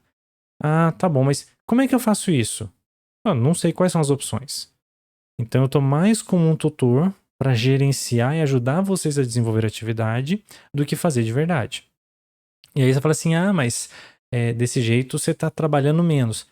Não necessariamente, porque no meio do semestre eu realmente trabalho um pouco menos, vai chegando mais perto do final do semestre que o pessoal tem que entregar o produto, eu tenho 10, 12 equipes que eu tenho que dar atenção 1, 2 horas por semana. Então, todas aquelas horas que eu não tive ocupado no começo do semestre, eu me ocupo no final do semestre fazendo atendimentos individuais para as equipes. Mas mesmo assim, mesmo que fosse verdade que tem um ano que eu pegue uma turma muito boa, que todo mundo faça, ninguém precisa de ajuda, eu só chego lá para dar nota 10 nos trabalhos. Ah, mas você não trabalhou, a equipe fez todo o trabalho. Essa reclamação é mais ou menos a mesma. Vamos traduzir ela. É a mesma coisa que você, que é ir pra Olimpíada, você vira e fala assim: mas o meu treinador não fez nada, sou só eu que corro. Meu amigo, eu sei que tá querendo aprender, não é seu treinador que vai ganhar a Olimpíada. Então, a gente tem que quebrar um pouquinho essa questão de. E isso, infelizmente, é uma tragédia educacional que a gente tem no Brasil. O aluno acha que sentar na sala de aula e ouvir o professor, ele está aprendendo.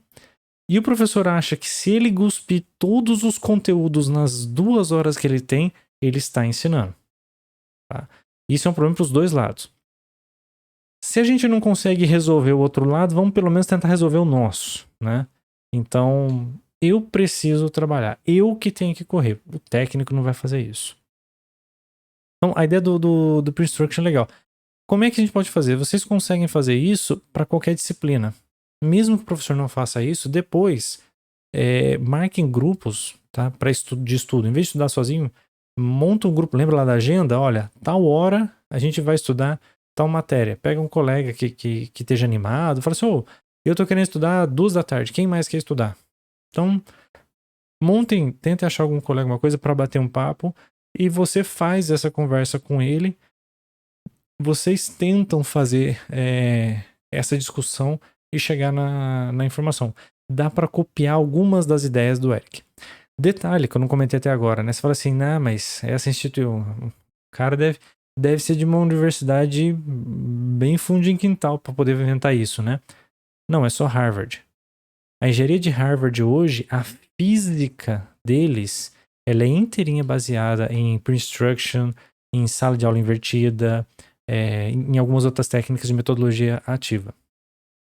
Então, não é qualquer universidade, não é qualquer lugar.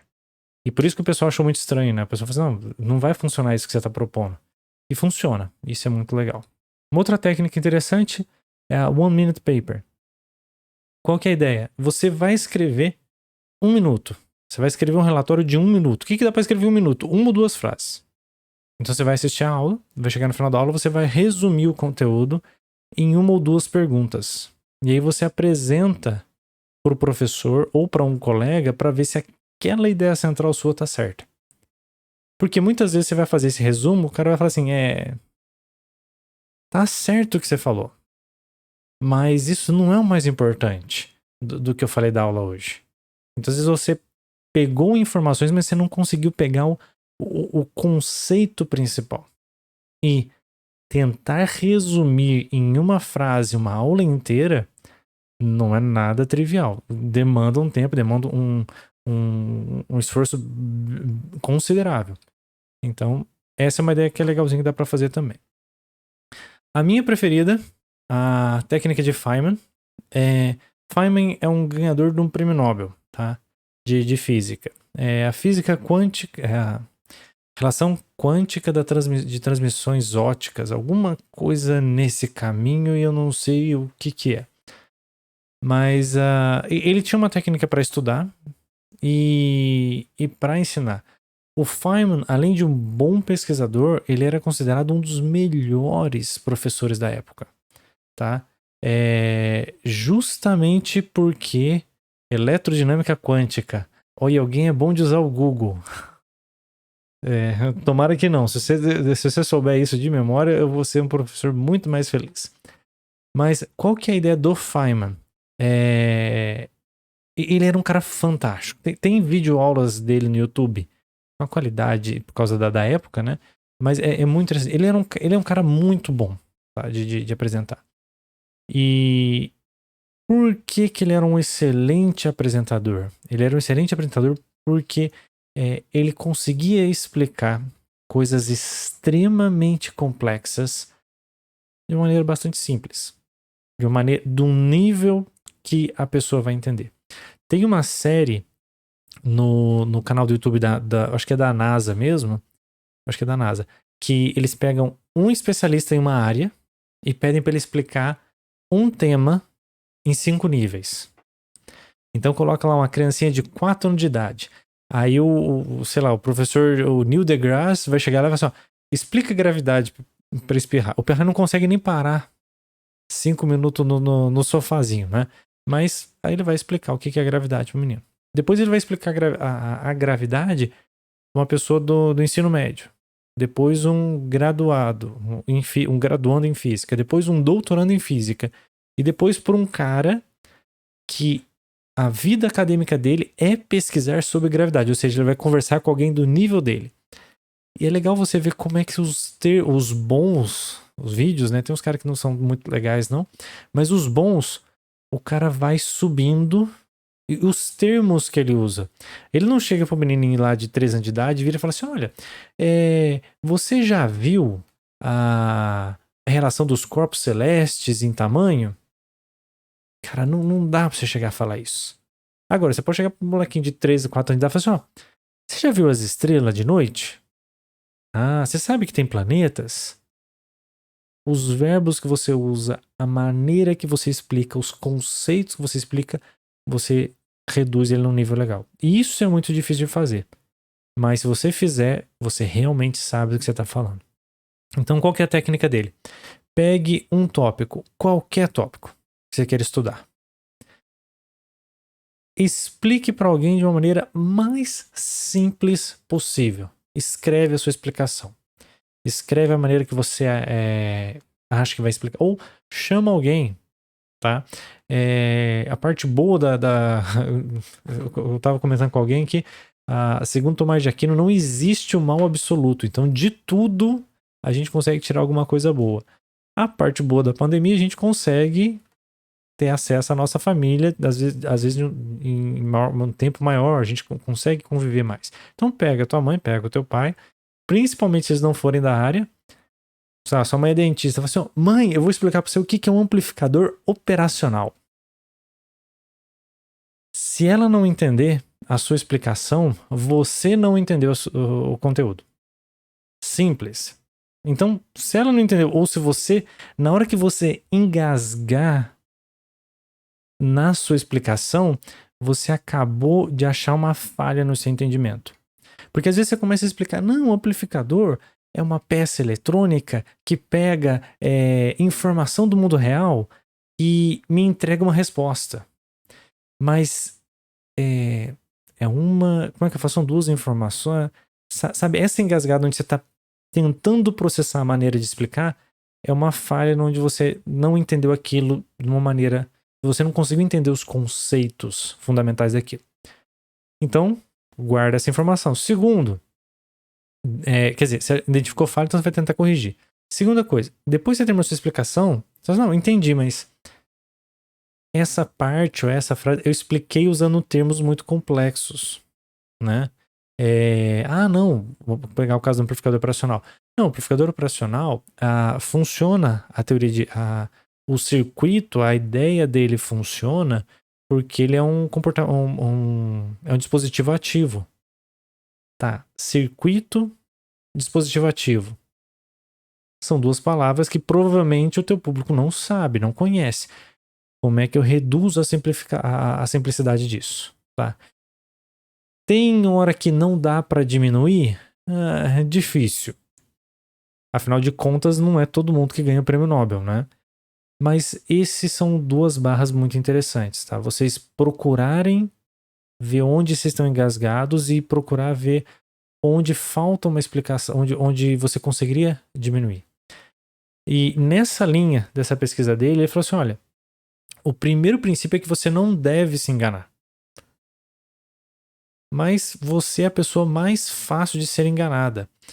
Ler o texto, ler alguma coisa e estudar, entre aspas, do jeito que a gente costumou achar que é o estudo, né? A gente se engana muito fácil. A gente viu isso na semana passada no gráfico que eu apresentei, né? O cara que leu, ele só leu o texto, na hora que você pergunta pra ele, quanto que você acha que você aprendeu? Não, eu aprendi 4.8. Aí o outro cara que leu e fez teste, ele só leu uma vez. Quanto que você acha que você aprendeu? Eu acho que eu aprendi 4.0 de 10, a nota que ele se deu.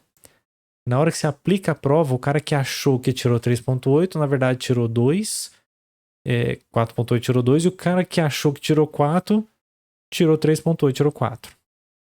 Então a gente é muito fácil a gente se enganar. E um dos maiores problemas é porque quanto mais você lê o texto, mais você começa a ficar acostumado. Então você lê e aquilo lhe é familiar. Mas você só realmente sabe se você aprendeu se você, de maneira ativa, tentar passar aquilo para outra pessoa. Se você tentar fazer um resumo daquilo sem olhar o texto original. Aí é onde você vai começar a engasgar. E isso já deve ter acontecido com vocês em uma prova, alguma coisa. Tá tudo indo muito bem, tá tudo legal, você tá fazendo todas as atividades, tá estudando belezinha. Chega na prova, não sai. A coisa não vai pra frente. Mas você me estudei tanto. Não estudou tanto. Você estudou mal. Né? Então é importante a gente pensar em como a gente mudar um pouquinho disso. E a única maneira para saber se a gente não tá se enganando achando que tá aprendendo é testando, explicando para outra pessoa, fazendo uma prova, tentando fazer alguma atividade. Muito bem. Fechamos as partes de dicas de métodos. Mas tem uma segunda análise que eu queria fazer com vocês aqui. Que eu acho que é até mais importante. Esse é um vídeo bem legal, tá? Do Mark, esqueci o nome, o resto do nome dele. Onde ele fala assim, study less, study right. Então, a gente tem que estudar menos. Via de regra, a gente gasta um tempo grande estudando, mas não é eficiente. Ele dá várias dicas e a grande maioria das dicas que eu estava pesquisando, material, artigo, vídeo, palestra de professor para montar essa aula, né? E aí eu cheguei no vídeo dele. A maioria das coisas eu já tratei. Ele fala da ideia do Feynman, ele fala da questão de estudar do Pomodoro. Ele não chama de Pomodoro, mas ele fala a mesma técnica do Pomodoro. Então ele fala algumas coisas que a gente já comentou. Mas uma que me chamou bem a atenção e principalmente deixa eu roubar aqui rapidinho o link. É essa de hoje? Acho que é. Uma coisa que me chamou bem a atenção. Depois eu subo os slides também no Siga, tá, pessoal? Se alguém também não tiver acesso ao Siga ainda, é só me avisar pra gente tentar resolver.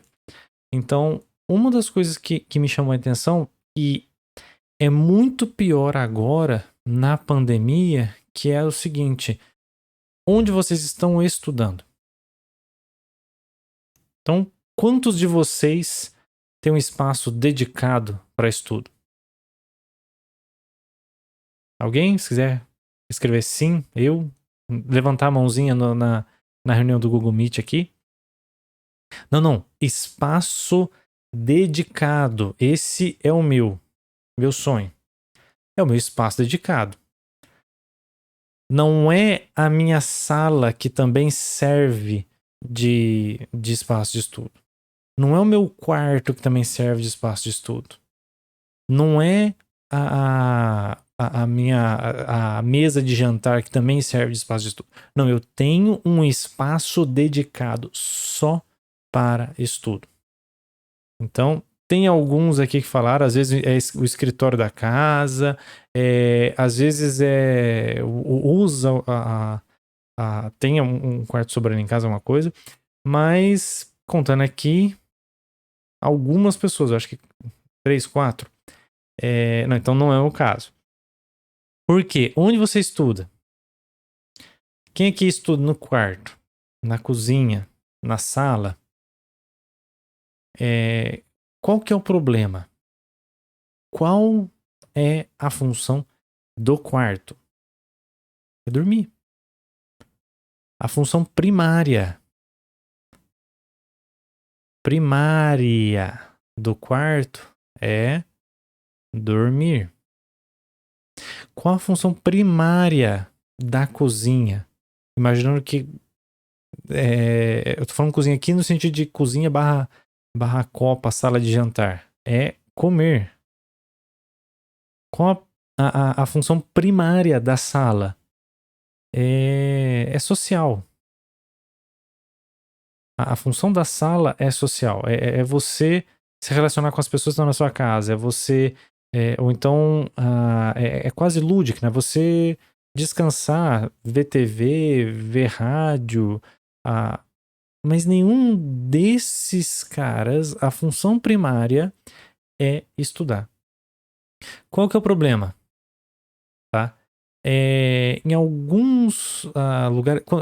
Se a gente está estudando, por exemplo, no quarto, a gente tem um problema de. Você tá estudando no quarto, a cama tá ali do lado.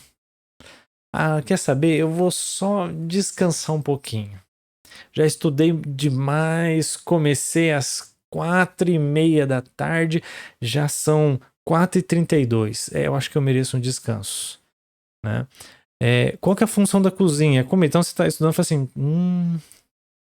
pior que aquela pizza de ontem tá na geladeira, né? Cara, pizza que tem catupiry gelada é uma delícia no dia seguinte. Eu vou comer um pouquinho, afinal de contas, o cérebro gasta 20% das calorias do corpo, né? Eu vou lá, vou me alimentar, né? E a função da sala é ser social. Então, principalmente se você mora com mais alguém, você tá estudando, alguém fala assim, dá uma olhada aqui, olha o que aconteceu lá no fio, olha que legal. Não tem como, porque esses espaços, eles têm as suas funções primárias. Então o que acontece por mais que sim, a gente merece tirar um descanso de vez em quando, a gente merece se alimentar, a gente merece ter estrutura de lazer, afinal de contas a gente já comentou, né? Você tem que montar a sua agenda e tem que definir esses horários. Mas quando você fala, eu vou estudar, meu Pomodoro é 25 minutos, esse meu Pomodoro eu vou estudar. Você tem que estar num espaço adequado para isso. E aí você fala assim, Rodrigo, você está sendo irreal, né? Não dá para falar que todo mundo tem que construir uma biblioteca em casa. Não tem condição de fazer isso. Mas eu podia falar para vocês irem na biblioteca da Unifem. Pandemia, não dá para fazer isso. Não é todo mundo que pode ir em qualquer lugar. Como é que a gente resolve? Então vamos começar com esse problema, tá? Esse aqui é um dormitório da Universidade do Havaí. Então, como vocês podem ver, ele é basicamente simétrico, tem duas pessoas. Tem a mesinha de estudo aqui, tem uma outra mesinha de estudo aqui. Opa. Tem a cama desse cara, tem a cama desse cara. Vocês não estão enxergando, mas aqui tem um armário dele, aqui tem um armário dele, e tudo simétrico. Então, esse espaço é o espaço que as pessoas dormem, se alimentam. Eu acho que tem frigobar. Não sei se tem frigobar aqui ou se é comunitário. Mas sim, eles se alimentam aqui, eles vivem aqui, eles conversam aqui, eles se socializam aqui. Serve para tudo. E aí eles fizeram o pessoal na universidade fez a pergunta: qual a sua maior dificuldade para estudar? E aí eles estavam falando assim: olha, a minha maior dificuldade eu não consigo chegar no ponto de estudar. Eu não consigo sentar e falar assim, não, agora eu vou estudar porque tem muita coisa. E aí o que eles começaram a descobrir e fazer algumas atividades é que, como esse espaço serve para tudo, inclusive para estudar, o pessoal. A cama tá. Literalmente, a cama tá do lado. E aí a cama tá do lado, não, eu vou estudar na cama, leva para o laptop. Pessoal, não faça isso, tá? Por mais que a grande maioria de vocês não chegou nos 18 anos, um dia a coluna de vocês vai exigir, tá? Vai pedir de volta o pagamento de todo o empréstimo parcelado de má postura que vocês fizeram durante a vida, tá? Não dá para estudar na cama, entendeu? É uma série de questões. Então, assim, tem uma série de problemas. O que eles falam assim, tá? Como é que a gente tenta resolver? Aqui eu acho que não tá mostrando essa foto, Mas tem. Não, tem aqui, ó. Tem Opa. Tem aqui um interruptorzinho aqui, tem um interruptorzinho aqui. E se eu não me engano, embutido aqui embaixo, ou assim, tem uma luminária. Então tem uma luminária de estudo. Que é isso aqui. Como se fosse uma lâmpada de estudo. E eles fizeram um estudo bem interessante com os alunos. O que eles propuseram? Olha, sabe a lâmpadazinha luminária? Você vai pegar uma etiqueta e vai escrever um papel, vai escrever assim, ó. Study lamp, ou lâmpada de estudo. Você vai colar nela. Essa é a sua lâmpada, essa é a sua luminária para estudar. O que você vai fazer? Você só vai ligar ela quando você for estudar. Então, quando você for estudar, você liga ela. Se você estiver comendo, alimentando, batendo, você não liga ela. Ela não serve para isso. Você não vai utilizar ela para arrumar o quarto. Então, o que acontece? Ali já tem uma questão que a mesinha já dá de costas para a cama, então você não fica diretamente olhando para a cama. Tá numa posição razoável. E aí, eles perceberam que os alunos que fizeram isso tiveram. O cara fala lá no estudo. Tiveram um aumento de 1,5 pontos na média. Pra gente aqui seria alguma coisa de 2 pontos na média no próximo semestre. Quem começou a fazer esse tipo de coisa. Por quê? Porque nós somos. Se a gente tirar algumas questões filosóficas, nós somos macacos super desenvolvidos. Então, várias das questões biológicas e cognitivas que os macacos. A gente também tem.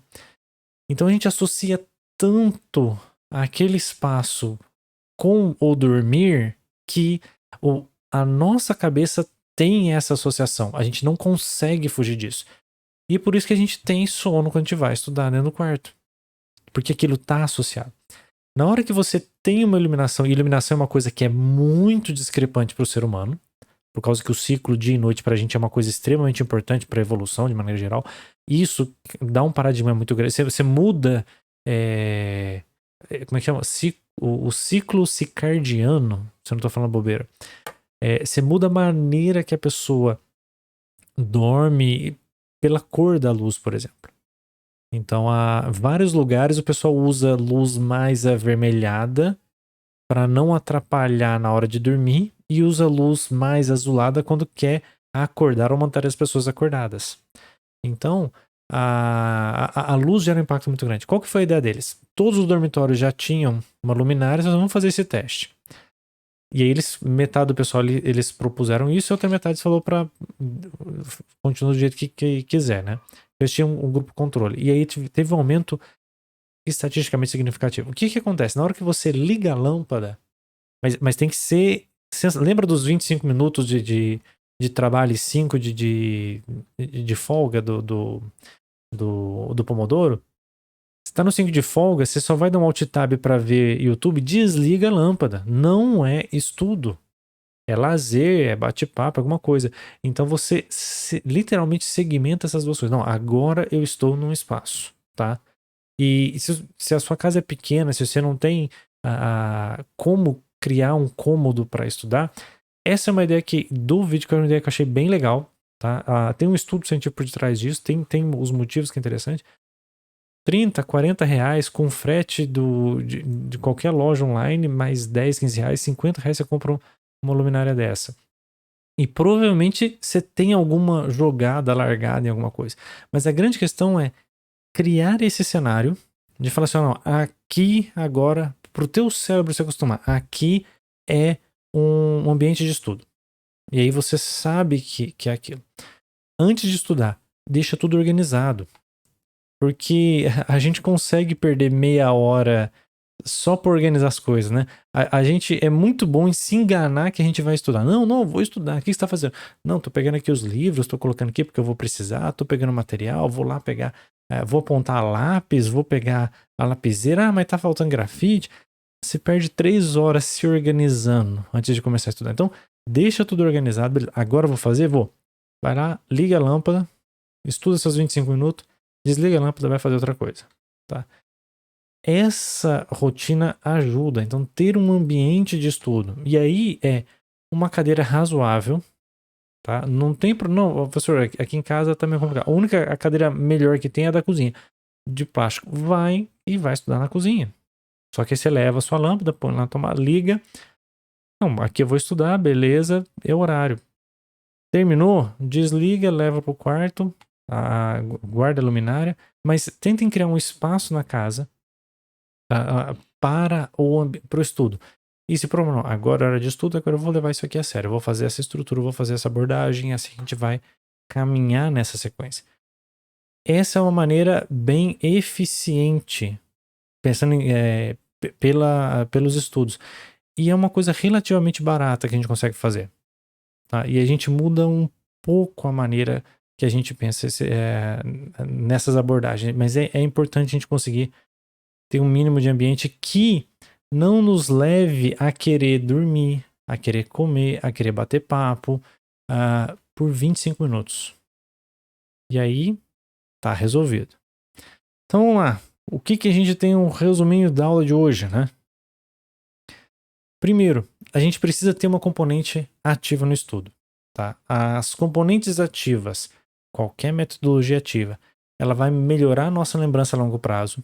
E lembrem-se, vocês não estão estudando cálculo 1 porque tem que passar em cálculo 1. Vocês estão estudando cálculo 1 para aprender os conceitos de cálculo diferencial integral que vocês vão usar em álgebra linear, que vocês vão usar em equação diferencial.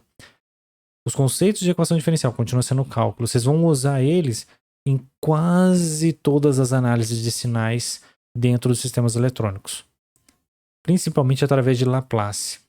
E dentro da análise de sinais de sistemas eletrônicos é o que você vai fazer no seu dia a dia. Você vai projetar placas, vai projetar produtos eletrônicos que vão pegar informações do meio ambiente, seja com cabo, seja sem cabo, seja de sensor, seja de comunicação, vão processar aquilo e vão entregar para algum outro lugar. Então é sinal entrando e sinal saindo. Você tem que saber isso para você conseguir desenvolver os produtos com o nível de complexidade que a gente quer que vocês desenvolvam. Então, é a longo prazo que a gente está preocupado com a aprendizagem de vocês. Tá? Nenhum professor está preocupado em saber se vocês aprenderam para a disciplina. A gente quer que vocês aprendam porque aquilo faz parte de uma cadeia bastante grande de conhecimento que vai te ajudar no serviço lá na frente.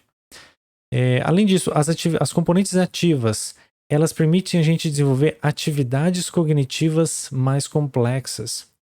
Então, você não está treinando somente a memorização.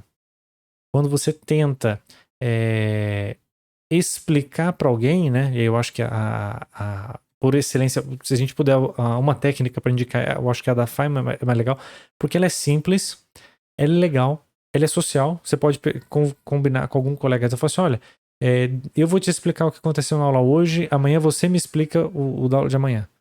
Vão se revezando. Ou tentem os dois explicarem e iam falar: mas isso que você explicou tá muito complicado ainda, eu acho que aqui você pode melhorar. Tentem fazer esse tipo de coisa, né? É social, você tem uma relação com alguém, tem uma série de vantagens. Eu gosto dessa abordagem. Mas o que acontece? Uma técnica dessa ativa, ela não te limita à memorização. Ela te traz habilidades cognitivas mais altas. Você precisa exercitar sua capacidade de julgamento para saber o que é importante e o que não é. Porque se você vai explicar de maneira mais simples, por exemplo, você tem que pegar o essencial e reduzir um pouco a complexidade daquele cara. Você tem que ver o que você pode deixar de fora da explicação que não deixa a explicação errada. Pode deixar a explicação mais simples, pode não ser correta, pode às vezes até não ser, digamos assim, funcional, mas para uma primeira explicação para alguém que não tem a mínima informação, não conhece nada da área, ele passa a entender alguma coisa.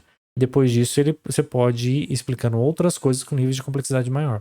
Mas é interessante saber se a gente não está também ensinando errado. Se aquele nível, a maneira que a gente tentou resumir, se aquilo não vai passar uma informação errada para outra pessoa. Você não vai entender errado o que a gente está querendo passar. Então isso exercita a nossa capacidade de avaliação, exercita a nossa capacidade de análise, a nossa capacidade de síntese.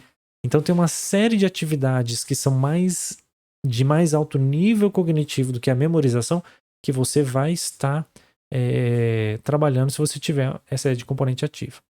E a segunda coisa de hoje, o local de estudo. Se a gente não consegue ter um escritório, às vezes o pai, a mãe tem um escritório em casa, porque trabalha em casa também, fala, pai, eu preciso usar aqui, eu vou usar aqui junto com vocês, vou ficar quietinho, fone de ouvido, mas eu vou sentar para estudar. Se você não consegue ter um espaço, eu achei essa ideia da luminária legal, que é barata. A minha indicação, se vocês conseguirem comprar, arruma uma lâmpada de LED pelo menos uns 9 watts, para talvez você até desligar a luz do quarto e na hora que você ligar a luminária você ter uma iluminação boa para você trabalhar, mas mudar mesmo a cara do ambiente e começar a trabalhar o nosso cérebro para essa linha, a gente conseguir estudar mais efetivamente com menos tempo, tá? Ele comenta no vídeo, nesse último que eu coloquei o link para vocês, ele comenta que assim, o máximo, eles fizeram um teste, o máximo que os alunos conseguiam estudar era 20 ou 30 minutos. Depois disso, a eficiência cai. Eles fizeram um estudo lá na universidade. Só que o que é legal é que nós somos como celulares com ultra fast charge. Então você fica 30 minutos, o celular já chegou nos 50, 40%. Você não vai dar conta. Quer dizer, se você continuar, você ainda vai aprender mais alguma coisa, mas você vai gastar muito tempo a aprender pouco. Só que se você ficar 5 minutos, ele fala exatamente, se você ficar 5 minutos relaxando, cara, a tua produtividade volta quase que para 100% de novo. Então, você trabalha os seus 20, 30 minutos e ele não define um tempo igual o Pomodoro, ele fala, o teste deles é o seguinte, estuda até naquela hora que você leu a página e falou, sabe aquele momento que você fala assim, já tá desconfortável, já não tá fluindo, não tá indo bem? Se for 5 minutos, é 5 minutos, se for 10, se for 10, se for 30, é 30, se for 40, é 40. O que acontece é que se você estuda um pouquinho, até onde você dá conta, até onde você se sente bem, fala, daqui pra frente já tô começando a ficar cansado. Que normalmente para quem não tá treinado é 20 minutos, tá? E depois disso você faz uma atividade de 5 minutos de uma coisa que você gosta, escutar uma música, ver um vídeo, alguma coisa, o teu cérebro começa a associar que é importante fazer aquilo para eu ter a recompensa. É importante eu fazer isso para eu ter a recompensa. E com o tempo, como você começa a se sentir bem na sessão de estudo, porque você se estuda e faz uma coisa legal, estuda e faz uma coisa legal, você cada vez mais consegue aumentar o teu tempo focado estudando. Ele falou que tem gente que consegue chegar 1 hora e meia, 2 horas, uma sessão de 2 horas direto estudando, sem precisar colocar intervalo. Por quê? Porque aquilo, o cérebro começou a acostumar que aquilo faz bem para a pessoa. E aí tem a questão do tempo, tem a questão de terminar as atividades num tempo razoável, tem a questão do ambiente, do estudo, da luminária. Então, assim, tem uma série de coisas que a gente pode compor para nos ajudar a criar um cenário. Principalmente agora que a gente está rodando muita coisa à distância. Tá joia? Alguma dúvida? A gente, então, termina hoje falando um pouquinho das metodologias ativas. E no finalzinho essa questão do espaço, né, do espaço físico, que eu acho que é uma ideia bem legal para a gente colocar. E semana que vem eu vou falar de um tema de transição, a gente vai falar de um tema de transição para a gente entrar na questão de um pouquinho mais específica na questão de metodologia científica. Então a gente vai começar a migrar. A gente adiantou um pouco esses temas de técnicas e funcionamentos mais para a gente ter ferramentas para usar, inclusive para as outras disciplinas. E espero que alguma dessas dicas tenham sido úteis para vocês até agora. Certo? Então é isso. Por agora, muito obrigado e até semana que vem, pessoal.